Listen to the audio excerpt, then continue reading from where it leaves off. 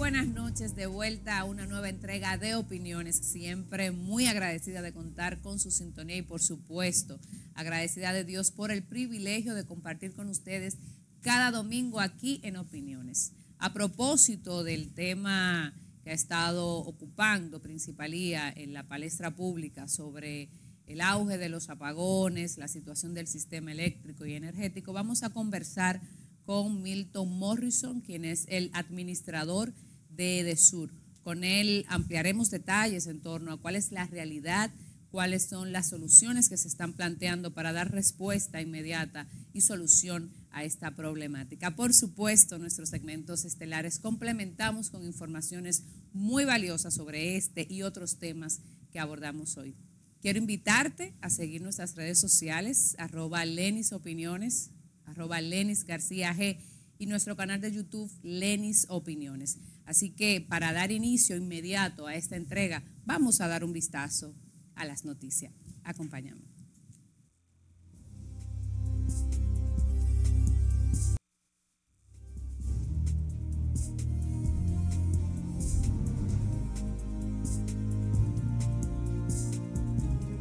Bueno, y uno de los temas que continúa preocupando y con justa razón a la población dominicana es el auge de la delincuencia, la criminalidad, los asaltos, atracos en las calles del Gran Santo Domingo sobre todo, pero extensivo a toda la dimensión del territorio dominicano.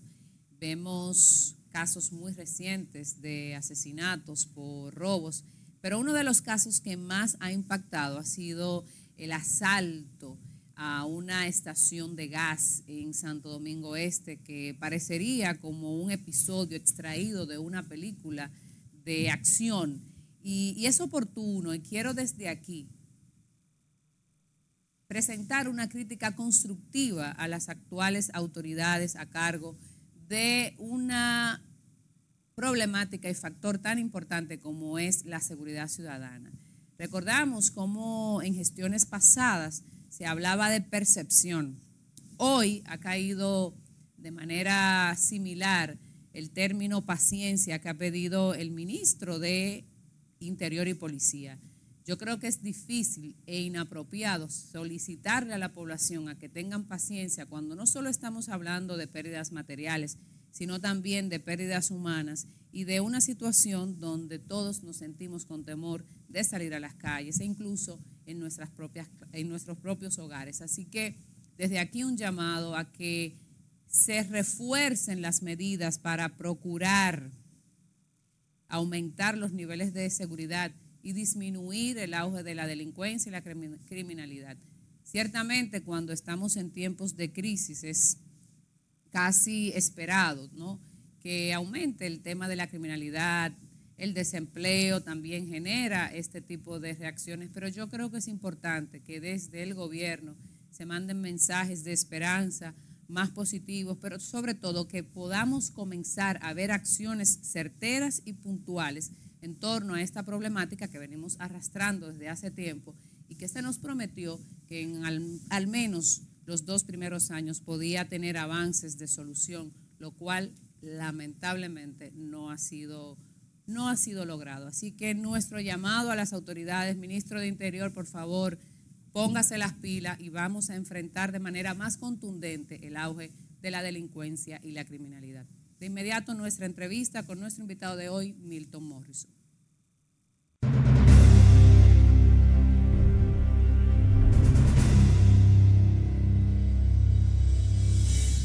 Hoy tenemos el honor de conversar con el administrador de EDESUR, el ingeniero Milton Morrison, acerca de los temas que gravitan en torno al sistema y sector eléctrico energético de nuestro país. Milton, de verdad que es un honor recibirte.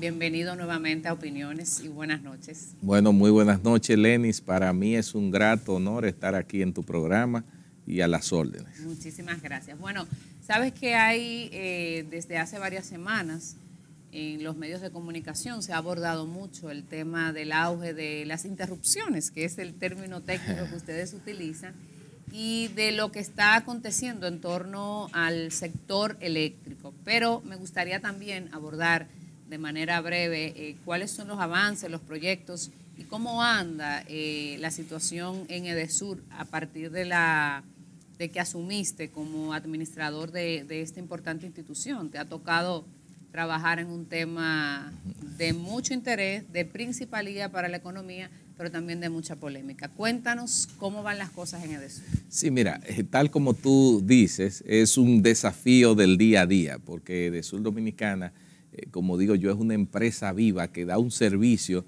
que todos necesitamos de alguna u otra forma, y eso genera una dinámica operativa que nos obliga a estar trabajando en lo interno, la transformación interna, pero también de cara a un público que hay que darle un servicio de calidad y sobre todo que no haya interrupciones. Mira, desde que nosotros llegamos ahí en agosto del 2020 y con el gobierno del presidente Luis Abinader, nos hemos abocado a generar un proceso de transformación interna para convertir a Edesur Dominicana en una empresa cada vez más eficiente y transparente. Lo primero que hicimos fue involucrar a toda la empresa en un proceso de una certificación internacional de calidad que pudiese... ISO. Sí, nosotros fuimos la primera entidad del Estado que en este gobierno logró 3 certificaciones ISO de estándar internacional. Una que tiene que ver con la calidad de los procesos, otra que tiene que ver con el tema de antisoborno y otra de cumplimiento. Entonces, ¿qué nosotros hemos hecho? Organizar la casa, hacer y revisar todos esos procedimientos porque hemos determinado que el cliente es lo más importante y una empresa de servicio tiene que estar orientada a que el cliente sea satisfecho en su totalidad. Entonces, eso nos ha llevado a ese proceso interno, pero también en términos como tal, nosotros, si bien es cierto, hace algunos días, unas semanas, tuvimos una crisis profunda que te la voy a explicar ahorita. Tenemos que hablar de más eso, adelante, pero nosotros llevamos alrededor de 1 año y 6 meses abasteciendo el 98.5% de la demanda, es decir, que se había entregado más energía que nunca. Nosotros también en términos de los indicadores, y eso tiene que ver con la eficiencia de la empresa, hemos mejorado el tema de cobro. Nosotros en esta administración hemos roto los récords de cobranza en los meses, claro, y el año 2021 fue el año que más se cobró. En términos, por ejemplo, de servicio al cliente, también hemos mejorado bastante, hemos desarrollado algunos proyectos de rehabilitación, tanto en el interior como aquí, y hemos trabajado de la mano con las necesidades de la gente. O sea que, modesto y aparte, y no lo digo yo, se siente un poco el cambio a lo interno de la empresa. Por lo menos en Edesur, ¿verdad? Que es la parte que te corresponde a ti. Sí, exacto. Una cosa que me llama la atención, tú eres de las personas que tiene más dominio y más experiencia desde el ámbito privado, desde el ámbito hasta académico, en los temas relacionados con el sistema eléctrico y energético. Y estuviste desde el sector privado trabajando con este tema. Desde tu experiencia ahora en lo público y lo que visualizabas antes en lo privado, ¿cómo tú pudieras ponderar la situación que tiene hoy en día el sistema energético y tu experiencia particular? O sea, claro, no es lo mismo lo público que lo privado. ¿Cómo ha sido tu experiencia? ¿Qué ha sido eso que tú has dicho, wow, yo no me imaginé que esto era así? Bueno, mira, la pregunta tuya es sumamente interesante y me va a permitir darte esa opinión, pero me voy a dedicar algunos segundos para poner eso en contexto, para el que no me conozca bien la trayectoria pueda saber de dónde yo vengo y por qué caigo quizás en Edesur. Mira, realmente yo inicio en el año 95. A tener, hace ya unos añitos, a tener algún tipo... Tú tenía como 15, ¿no? Bueno, lo que pasa es que comenzaste a trabajar un poquito joven. más, empecé muy joven, pero lo que pasa es que yo salgo en el año 95 y con las inquietudes ya de un ingeniero joven me involucro en una serie de actividades para buscarle solución al problema eléctrico. ¿Tú eres ingeniero especializado en...? Sí, yo soy ingeniero eléctrico y tengo estudio de maestría en planificación y desarrollo de proyectos en una universidad británica, Inglaterra, Bradford University, y tengo una especialidad en regulación de mercados eléctricos de la Universidad de Florida, en Gainesville. O sea, que esa es más o menos mi formación. Entonces, inicié a mediados de los 90, me involucré en los procesos de esa discusión de la reforma del sector eléctrico y la capitalización, y eso me llevó a publicar un primer libro que se llamó en el año 96 Electricidad y Desarrollo del Reto Dominicano. Luego pasaron los años también incidiendo ahí y llego, por eso al tú decirme eso, me conecta y digo, es que yo he visto el sector eléctrico desde varios ángulos. Yo lo he visto desde el gobierno, desde el sector privado, desde la academia. Y desde la anterior normativa, porque hubo una modificación, la ley que regula actualmente el sistema. Exacto, mira, la Ley General de Electricidad llega, es promulgada en julio del 2001, pero ya en el 2000 yo era el director de energía del Ministerio de Industria y Comercio. Y ahí todos los temas que tenían que ver con el sector eléctrico los regulaba a través de unas resoluciones, la 235, 236, 237 del Ministerio de Industria y Comercio, y yo era el director de energía. A mí me tocó ver el nacimiento, digamos, del sector eléctrico. Entonces, en esa primera oportunidad, en el año 2000-2004, yo tuve una experiencia en el sector público y desde ahí iniciamos y empujamos muchos proyectos que dieron después al traste a lo que fue la ley de incentivo a las energías renovables, porque en esos 4 años yo dirigía un programa de energías renovables donde llenamos el país, la frontera, con paneles solares y demás, y con el apoyo de la cooperación alemana impulsamos la iniciativa para hacer la ley de incentivo a las renovables que en el 2007 se aplica. Luego de ahí paso a la academia, concomitantemente en eso, y fui director de energía, director de la carrera de Ingeniería Eléctrica de la Universidad INTEC. Y ahí uno siempre dinámico hacia. Claro. Y vi el sector eléctrico desde el punto de vista académico. Luego, años después, cuando ni se soñaba. Tienes la teoría y la práctica. Claro, cuando ni se soñaba siquiera hacer un pacto eléctrico. Oye, esto que pocas personas saben, solo el que googlea puede encontrar eso. Eso de Google está de moda, no te sí, por eso. Ahí me tiraron una que hay que aclararla. Pero la realidad es que en el año 2006 se reúne el sector privado a través de la Asociación de Industria, los jóvenes empresarios, las universidades, a través de la UAS, INTEC, algunas ONG en sentido general, y crean lo que se llamó el Foro Eléctrico. El Foro Eléctrico fue una iniciativa para lograr un pacto eléctrico, para buscarle la solución al problema eléctrico del año 2006. ¿Y tú sabes quién era el director ejecutivo? Este caballero que está aquí. O sea, que antes de hablarse de pacto eléctrico, ya nosotros habíamos recorrido el país. Y luego en el año 2010 termino en el sector privado como vicepresidente ejecutivo de la Asociación Dominicana de la Industria Eléctrica y ahí ya desde el sector privado 7 años veo la problemática del sector privado. Entonces, en síntesis, ahora hace casi 2 años como administrador general de DESUR y aquí viene la respuesta a tu pregunta, pero tenía que hacer el recorrido para que la gente entienda el porqué. Mira, si bien es cierto que conocía bastante del sector eléctrico, visto desde ahí y participando en diferentes foros, ya estando de manera directa en la empresa distribuidora, me doy cuenta de lo siguiente, que para la solución del problema eléctrico, sobre todo en lo que tiene que ver con la parte de distribución, hay mucho de conciencia de la ciudadanía para poder reducir el tema de las pérdidas de energía.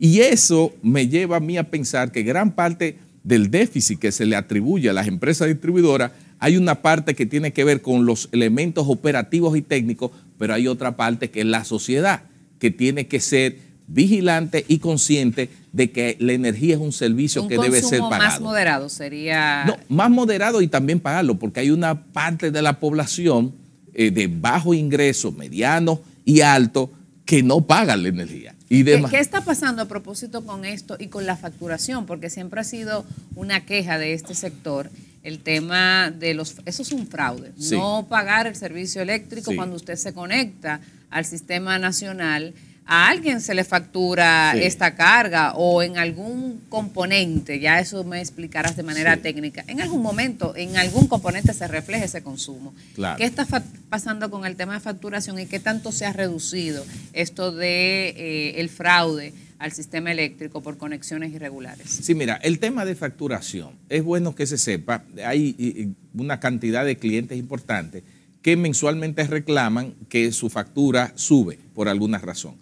Es bueno que la gente sepa que la facturación, el monto de la facturación, tiene una relación directa con el aumento de la temperatura. Es decir, Cuando hay un cambio de estacionalidad, tú sabes que hay meses que son un poquito más fríos y otros más calurosos. Cuando va entrando el verano, al aumentar la temperatura, asimismo, la factura eléctrica sufre una modificación. Entonces, ¿y qué tiene que ver? Claro. Porque ahí le explico. Mira, lo que pasa es que hay una serie de elementos electrodomésticos y demás que a mayor temperatura tienen que hacer mayor trabajo para funcionar. Por ejemplo, me explico, los aires acondicionados. Exacto, los aires acondicionados.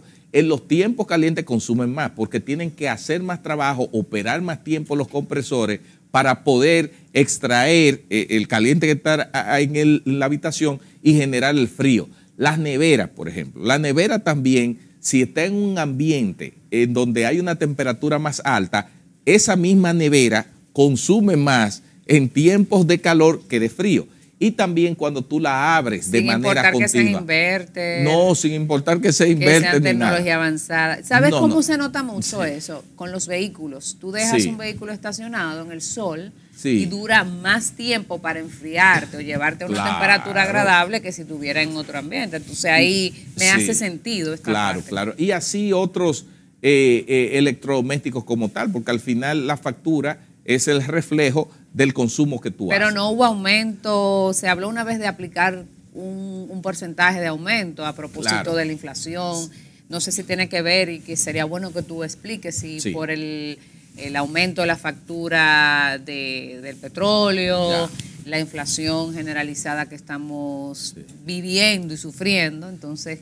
No, muy bien. Mira, lo primero que voy a decir para los amigos televidentes, que las empresas distribuidoras, en el caso mío de Edesur, yo no aumento ni bajo tarifa eléctrica. Lo que nosotros hacemos como empresa distribuidora, que es una empresa regulada por la Superintendencia de Electricidad, es aplicar los precios de la tarifa eléctrica que define la Superintendencia y nosotros ¿qué hacemos? Medimos y aplicamos esa factura. Quiero aclarar eso para que después no digan que Morrison es que sube y baja la tarifa eléctrica. Entonces, ¿qué pasó? Que a raíz del pacto eléctrico que se firmó hace ya un año y pico por todas las fuerzas sociales, los partidos políticos y todo el mundo, ¿qué ocurrió? Que ahí mandaba a la Superintendencia de Electricidad a hacer ajustes tarifarios para lograr un desmonte gradual de la tarifa eléctrica. Entonces la Superintendencia de Electricidad lo que hace unos cálculos trimestrales donde hace unos ajustes de la tarifa y eso obviamente las empresas distribuidoras de norte, de sur y de este y los sistemas aislados aplican y si no hay una conciencia del consumo o una regularización o mayor eficiencia, entonces eso sí se puede traducir en un aumento de facturación. Milton, una pregunta curiosa. Cuando tú sales a la calle, por ejemplo, alguna experiencia de que ¿qué te dice la gente? ¿Qué te dicen en la calle? Porque tú tienes una tarea pesada. Sí, mira, realmente hay una combinación doble, porque hay países donde las autoridades del sector eléctrico no lo conoce nadie.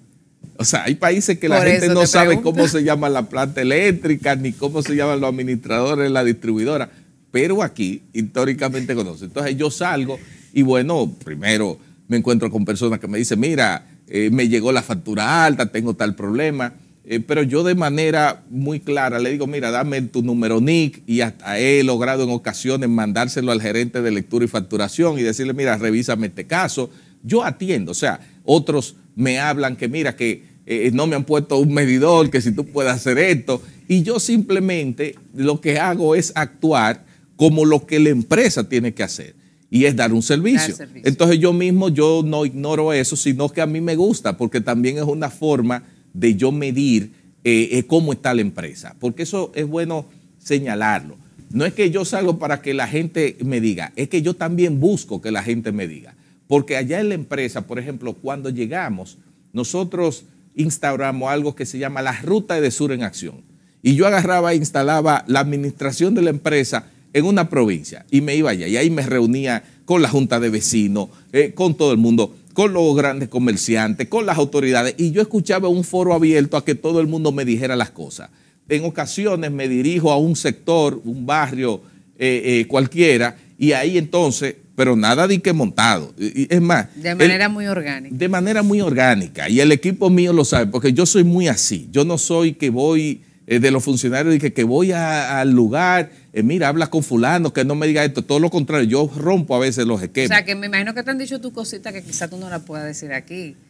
Mira, te soy muy sincero. Lo que pasa, la gente me percibe en las redes, pero cuando te ve como de frente no es grosera es que como no es tal. y te dice, pero normalmente yo voy y me gusta lo orgánico. Yo voy a un barrio y no me gusta que me preparen nada. Además, eso yo entiendo que es lo más sensato, porque te permite tomar acciones y medir realmente la calidad del servicio y cómo está percibiendo el cliente de Edesur el servicio que ustedes están dando. Morrison, tenemos que hacer una pausa. Al regreso queremos que nos expliques las causas de la crisis y de los apagones que se han suscitado recientemente para que nuestra audiencia sepa no solo la causa, sino cuál es la solución que ustedes están buscando. Volvemos en breve.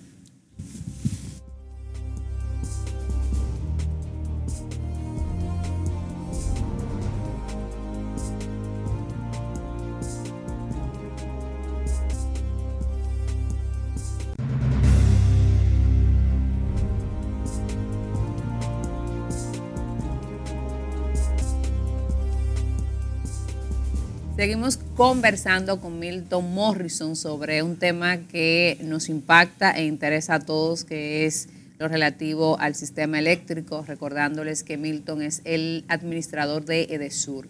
Milton, vamos a hablar de las causas que han dado al traste, que han originado esta crisis reciente que ha generado apagones y molestias a la sociedad y que ustedes deben estar conscientes de esta situación. ¿Qué es lo que ha pasado? Claro, mira, la razón fundamental de las interrupciones o apagones que sufrimos en los días recientes fue por lo siguiente, Lenis. Mira, nosotros tenemos un sistema eléctrico que es lo comido por lo servido. Me explico.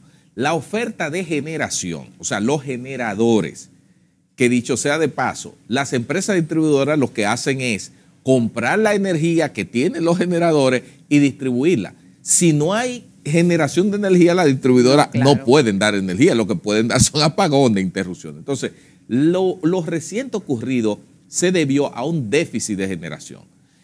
Coincidieron varias plantas que salieron por mantenimiento programado y otras por averías que se dieron con la salida de hace casi un mes de Punta Catalina. Punta Catalina, el peso que tiene en el sector eléctrico es sumamente importante, uno de los generadores. Entonces, genera como un 30 o un 40%, si mal no recuerdo. Sí, cuando tú tienes las dos plantas, Punta Catalina de lleno en el sistema, sí, es la planta más importante como tal.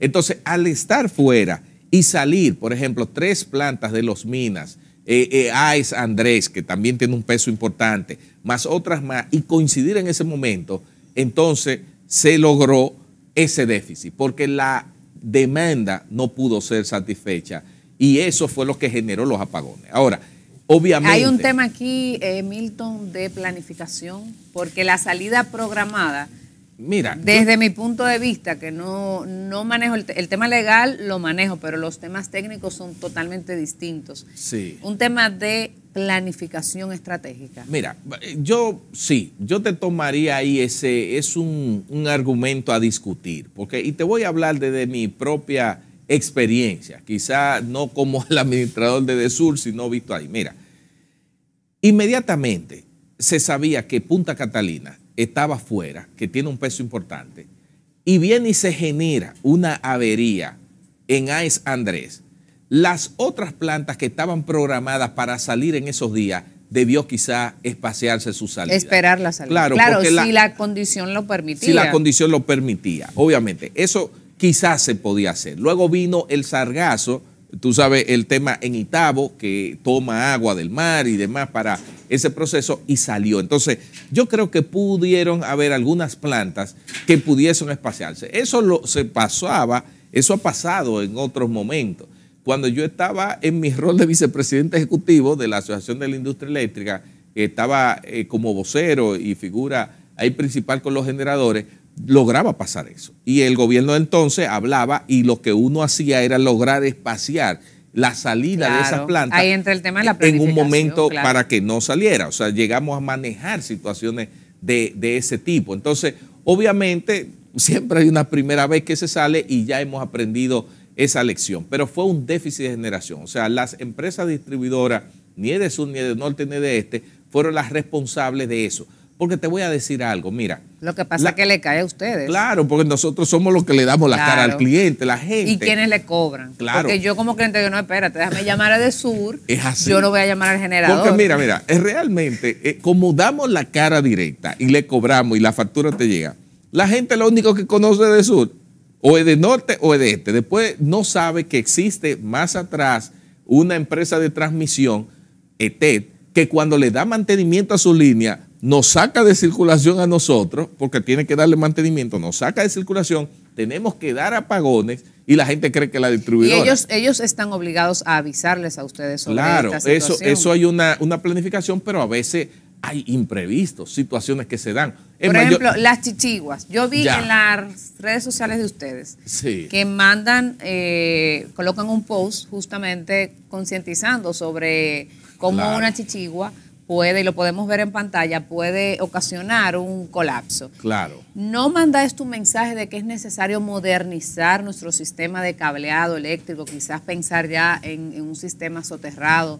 de la distribución de la energía? Obviamente, deberíamos ir hacia allá. Las ciudades modernas y en desarrollo tienen eso. Me consta, es un interés del presidente Luis Abinader poder llegar a ese nivel. Y el presidente Abinader está muy interesado en, sobre todo, el tema visual, la contaminación visual. Yo recuerdo en un momento que él me llama un día, ya hace más de un año quizá, o hace un año, me dice, Milton, ¿qué vamos a hacer? Mira, esos postes que están llenos de cables y alambre y eso. Yo dije, mire, no, presidente, esos son las empresas de cable y teléfonos que tienen todo eso en rollo, porque la gente en el centro de la ciudad ve todos esos cables y puede pensar que son cables eléctricos, la distribuidora, y no es así. El cable eléctrico es el menos... El más fino. Claro, el más fino y el que menos contamina. Pero, ¿qué te digo? Nosotros, si bien es cierto, las chichiguas, prevenimos eso, sí, porque son, digamos, situaciones que se presentan. Es más, yo te voy a decir, no las chichiguas. En diciembre del año pasado, en pleno juego de béisbol, un 6 de diciembre o 7 de diciembre, viene, ¡pa!, se va la energía en el estadio Quisqueya. La gente dice, oh, ¿qué pasó? Un apagón. ¿Tú sabes qué fue que causó el apagón? ¿Cuál fue la causa? Que un banco, bueno, puedo decirlo, que todos los años a principios de diciembre hace una actividad de Navidad, el Banco Popular hace una actividad de Navidad y al final en el festejo tiran muchísimos globos y los globos entonces afectaron unas redes de la línea de transmisión y me sacaron el circuito que le daba al estadio Quisqueya. Wow. Entonces cualquiera puede interpretar, es un fallo de la distribuidora. No, es que hay elementos externos que generan. No, claro, hay casos fortuitos. Lo que yo sí considero, y es mi visión como ciudadana, que deberíamos ir pensando en cambiar este sistema, porque en otros países, por ejemplo, supongo que se dan situaciones similares. Me decías fuera de cámara que a veces el tema, por ejemplo, ratones, animales, que puede pasar. Claro. Pero en otros países esto se da con menos frecuencia. No te digo que no pase porque no tengo el conocimiento, pero sí pasa mucho menos. Obviamente. La ciudad colonial, en las zonas coloniales, tú sabes que se soterraron gran parte de los cables. Ahí ya se hizo, es un piloto interesante que habría que traerlo a diversos puntos de la ciudad. Quizá el casco con urbano, tema de costo, ¿no? Sí, la inversión es altísima, pero como país obviamente tenemos que ir hacia allá. Y nosotros estamos trabajando cada vez más en darle mantenimiento a las redes y tener redes más robustecidas, porque si hay algo también, y te lo tengo que decir, que el sector de distribución adolece, es de redes robustas. Nosotros tenemos redes muy vulnerables y eso de una u otra forma también es una lucha cotidiana para mantener el servicio. Milton, yo quiero invitarte ahora a que veamos el contenido de hoy en Los 5 Más. ¿Qué te parece? Excelente. Adelante. El déficit de energía eléctrica ha golpeado rudamente a los dominicanos durante décadas. En la actualidad, este factor sigue provocando incertidumbre en el país por los prolongados apagones que se han sentido en semanas pasadas. Hoy en Los 5 Más vamos a conocer algunos factores sobre este tema. Número 5. Modelo de producción. La generación de electricidad aún tiene grandes retos que superar. Existen métodos que ya han sido descontinuados en el mundo, por lo que se ha estado recomendando una evolución en el modelo de producción de electricidad en República Dominicana. Número 4. Energías alternativas. Dentro de esos métodos de generación de electricidad, el país cuenta con una tímida producción de energía de fuentes limpias con varios parques eólicos y fotovoltaicos, además de hidroeléctricas, mercado que según los expertos deben seguir ampliándose para garantizar el abastecimiento a más hogares en el país. Número 3. Deterioro de las redes. En los sectores populares más antiguos, especialmente en la ciudad, se evidencia la fragilidad de los tendidos eléctricos y demás complementos que sirven para llevar la energía hasta los hogares. Esto provoca una pérdida sustancial de energía, generando de ese modo problemas en las líneas de abastecimiento. Número 2. Costo de la energía. Sumemos este punto al anterior. El costo de la energía es otro factor negativo que impacta al pueblo dominicano directamente. Miles de usuarios hacen uso indebido de las redes eléctricas en múltiples sectores del país. Además, otros miles se sirven energía de forma fraudulenta para evitar el pago del servicio. Pero, además, están los que las empresas distribuidoras de energía no contabilizan y que están consumiendo energía abiertamente. Número 1. Mafias en el sector energético. Este es un problema que ha sido denunciado en diferentes escenarios. Expertos en materia energética acusan a particulares de mantener un oligopolio en ese sector, accediendo al control absoluto de la generación y distribución de la energía eléctrica, con amplia influencia de grupos ligados a los poderes públicos. Frente a esta fuerte crisis, el gobierno promete medidas para solucionar esos males ancestrales que cada día generan malestar en los diferentes sectores de la sociedad.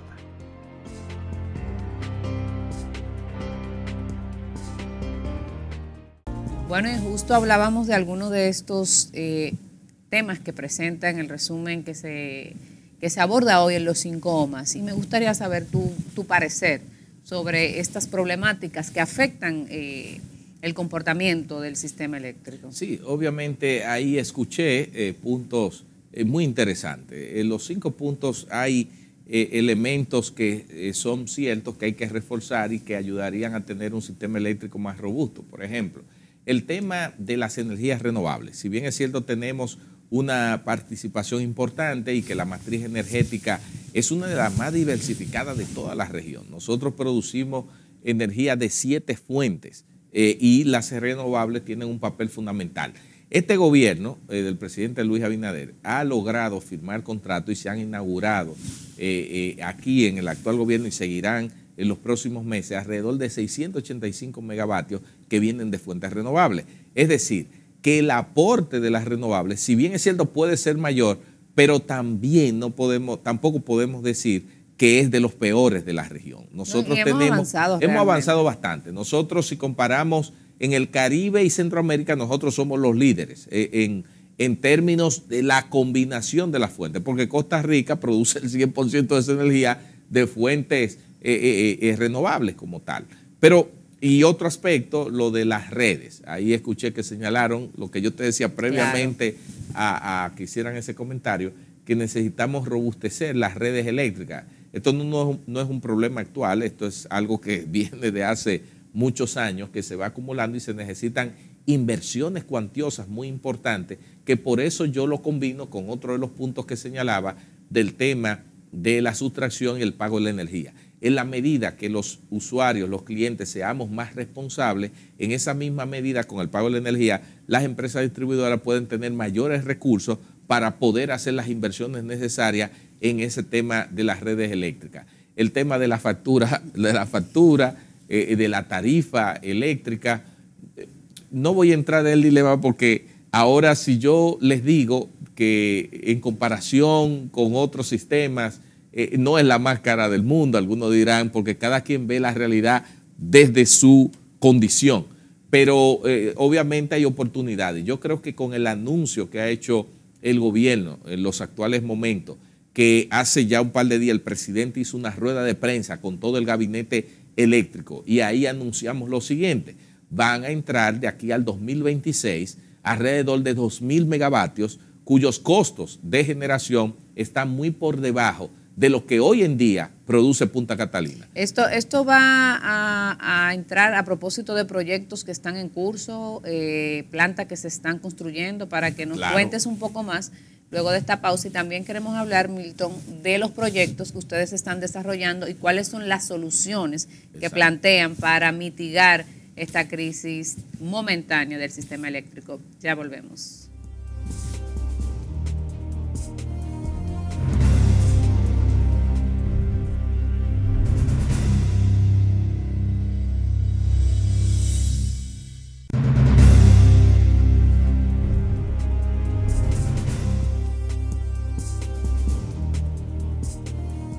Quiero aprovechar para reiterarles la invitación a seguir nuestras redes sociales, @LenisOpiniones, @LenisGarcía G, y nuestro canal de YouTube, Lenis Opiniones. Y aquí continuamos conversando con Milton Morrison. Milton, ¿cuáles son las soluciones? Ya sabemos cuál es el problema, ya sabemos lo que generó la crisis.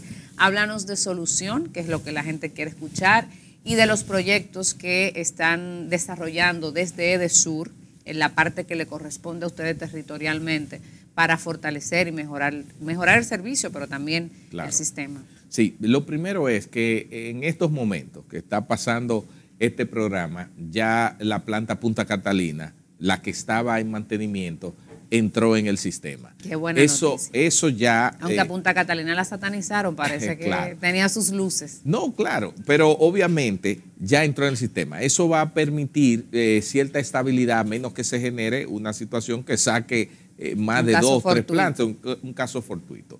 Pero la solución inmediata del gobierno es lo que anunció el presidente, como te dije, 2.000 megavatios, 800 megavatios que ya fueron licitados. 3 consorcios de empresas presentaron sus ofertas para construir una planta de 800 megavatios en Manzanillo, un polo estratégico donde va a inyectar energía en la zona norte del país que tanto se necesita. Pero aparte de eso, hay otros proyectos de 400 megavatios que ya en los próximos 2 meses entran, que es generación a través de tipo barcaza, que entra rápido, que ya está prácticamente en el país, y otros proyectos de rápida entrada. Es decir, que de aquí, el 2022 al 26, van a ir entrando esa generación, y ya el tema de la generación no será problema en la República Dominicana por primera vez. Porque o sea, se puede decir, Milton, que vamos a tener energía eléctrica permanente y que los apagones serán cosas del pasado. Sí, mira, los apagones serán por lo siguiente, o por una avería, porque mira qué sucede. Si tú estás en tu casa y se explota un transformador, tú tienes un apagón, y no necesariamente fue por causa de la distribuidora o lo que sea.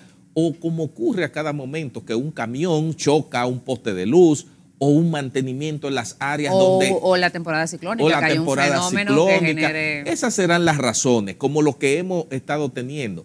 Por eso yo te decía que en EDESUR, además te voy a decir algo, y que los amigos televidentes lo escuchen bien. Señores, si hay algo que no quiere hacer la empresa distribuidora, es darle apagones a la gente. En la medida que yo doy menos energía, menos cobro, eso no es negocio para mí.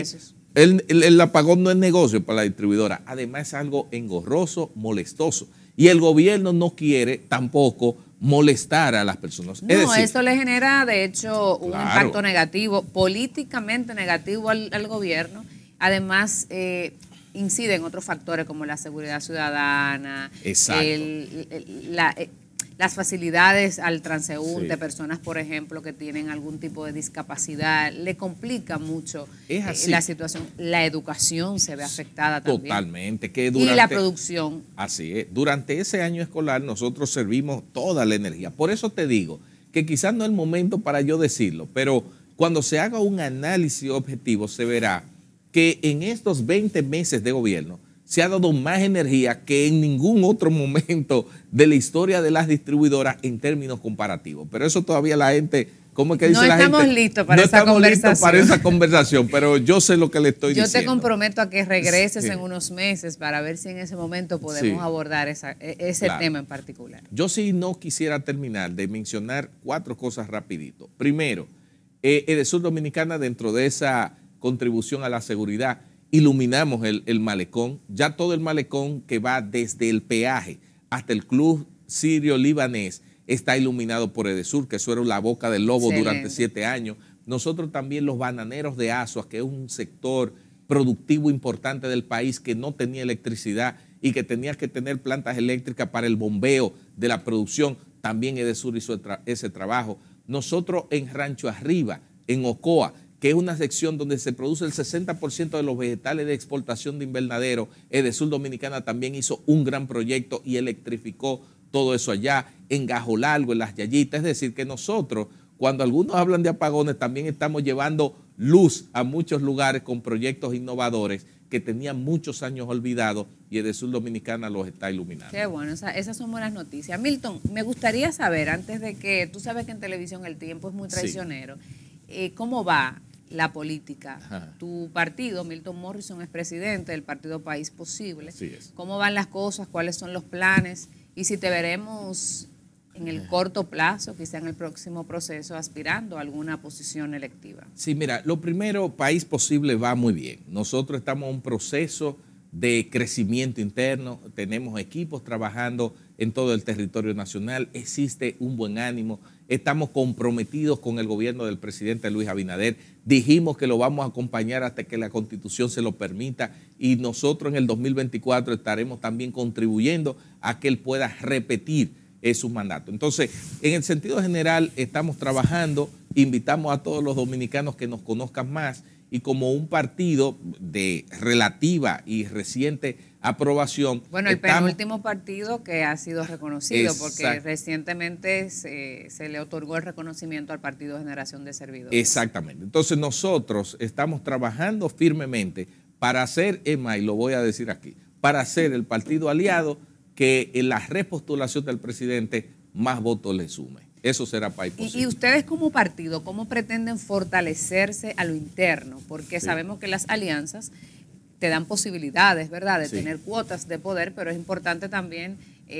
auspiciar el crecimiento a lo interno de la organización política. No, si hay algo que nosotros siempre hemos estado claros, es en eso. Nosotros, aunque somos un partido aliado de gobierno, hemos seguido trabajando como el partido que nació. Nosotros tenemos todavía ese mismo espíritu porque nuestro compromiso es con la República Dominicana, garantizar que los dominicanos vivan mejor, ser parte de esos instrumentos de la democracia que garanticen que la gente pueda tener acceso a muchas cosas. Entonces, País Posible, nosotros seguimos trabajando y que quede claro, nosotros aunque estamos aliados del gobierno, no hacemos uso de los beneficios que pudiesen generar el gobierno para nosotros fortalecernos políticamente. Todavía nosotros somos un partido que con cuota de los miembros y aportes particulares es que sostenemos nuestras actividades y tenemos mucho entusiasmo y sobre todo mucho compromiso de seguir creciendo y brindándole una opción diferente a la República Dominicana. Vimos recientemente que estuvo en el país a propósito de una invitación de País Posible.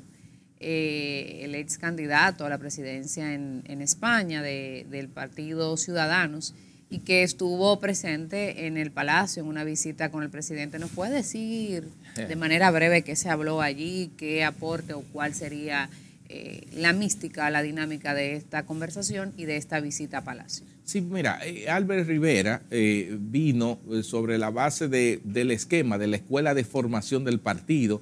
Ya él y su equipo, que están trabajando una serie de temas de liderazgo de muy alto nivel, nos dieron una capacitación durante 3 días a los miembros del partido. Y cuando él vino ya fue coronando ese proceso de capacitación y formación donde él dio una conferencia presencial. Albert está retirado de la política, Albert se ha conectado mucho con País Posible, hemos hecho como una buena química y él siente que muchas de sus experiencias en la política española y en el plano internacional puede de una u otra forma transmitirla a un proyecto nuevo, fresco, que él dice que se parece mucho a Ciudadanos cuando surgió y por eso tenemos esa similitud. Y en el caso de la visita del presidente, bueno, un tema protocolar. El presidente es una persona muy abierta que siempre quiere conocer y ahí hablamos temas muy generales de política internacional y de formas de colaboración en la que Albert pueda también contribuir a promocionar y a desarrollar algunas iniciativas en la República Dominicana. Muy bien. Milton, tu parecer sobre la situación sociopolítica y económica que vive la República Dominicana actualmente. Bueno, obviamente momentos muy duros, no propios simplemente de la República Dominicana, sino el mundo, elementos inflacionarios, situaciones económicas difíciles. Pero también les digo que esos son los lodos que generaron esos polvos del coronavirus, por decirlo así, y esa situación. Pero nosotros hemos visto cómo el presidente Luis Abinader ha, digamos, conducido esta nave a un puerto seguro y gracias a ese nivel de austeridad, de eficiencia del gobierno, se han podido priorizar las inversiones para que el pueblo dominicano haya estado vacunado en un tiempo récord. Por eso recientemente le hicieron ese reconocimiento a la Organización Mundial de la Salud, y también la economía se va recuperando de manera paulatina. Es decir, es una situación que yo lo que le pido es paciencia dentro de las dificultades ante cualquiera que se vea en ella, pero que sepan que hay un presidente comprometido con la gente y que hay un grupo de funcionarios que estamos cónsonos con esa realidad para darle la mejor respuesta ante las necesidades del pueblo dominicano. Hablabas, y qué bueno que colocas el tema del impacto de la COVID-19, que ha impactado la economía en diversas manifestaciones. ¿Cómo impactó al sistema eléctrico energético? Quizás a veces no nos detenemos a pensar también el impacto que pudo haber tenido para estas empresas y qué tanto se han recuperado en caso de que haya sido un impacto fuerte el que haya sufrido en el ámbito económico y quizás pérdida de vidas, etcétera. Mira, Lenis, qué buena pregunta tú haces casi para cerrar. Mira, el que administra en condiciones normales y tiene resultados buenos, favorables, puede decirse que es un buen administrador. Pero el que administra en dificultades y crisis, ese todavía mejor administrador. Lo que ha pasado en el sector eléctrico cuando nosotros llegamos fue un descuido total. Yo encontré 900 millones de pesos de deuda que estaban generados a través de los sistemas prepago. Yo encontré una empresa distribuidora totalmente a la deriva, con cientos de miles de quejas de clientes por alta facturación que por situaciones del COVID no se habían podido enfrentar, y metido en una campaña política con una pandemia todavía peor. Nosotros hemos logrado resultados y mantener unas empresas distribuidoras con una inversión muy baja que lo que había antes del COVID. Pero sobre todo, el logro más importante ha sido mantener la estabilidad, haciendo mucho con poco y logrando niveles de recuperación de materiales y logrando con la creatividad y la innovación mantener la empresa trabajando en términos operacionales que están ahí. Es decir, que nosotros hemos hecho muchísimo con poco y yo creo que ahí hay niveles de eficiencia y también la transparencia. Eso es algo que, así como el presidente lo ha dictado desde el gobierno, en la empresa de Sur lo hemos aplicado. Eficiencia y transparencia, y me hace sentir muy satisfecho de lo que hemos hecho hasta ahora. ¿Que podemos hacer más? Claro, para eso estamos trabajando todos los días. Tu nivel de satisfacción, y con eso concluimos, con lo que se ha logrado, con lo que estás haciendo, con lo que vas viendo, del 1 al 10. Bueno, lo que pasa, es difícil preguntarme eso, porque yo soy un insatisfecho por naturaleza, para siempre buscar más. Pero siéndote honesto, yo lo catalogo como un 8. Yo me siento satisfecho porque solo el ñame conoce el cuchillo, el corazón de la uyama. Entonces, en ese sentido, como yo conozco la Edesur que tomé, como yo conozco la realidad operativa de esas empresas, yo te puedo decir que ese equipo de colaboradores y colaboradoras que me han acompañado, hemos hecho una labor de 8, que no le doy el 10 porque hay mucho por hacer y claro, hay mucho por qué trabajar y tenemos el compromiso de hacerlo. Bueno, así concluye nuestro invitado, Milton. Muchísimas gracias por la receptividad, por esa conversación tan abierta con nuestra audiencia, con nosotros, y desearte que sigas cultivando éxitos en Edesur y en todo lo que te propongas. El compromiso queda abierto de regresar a conversar con nuestra audiencia. A ustedes muchísimas gracias por acompañarnos. Recuerden que aquí la opinión es de todos. Hasta el domingo.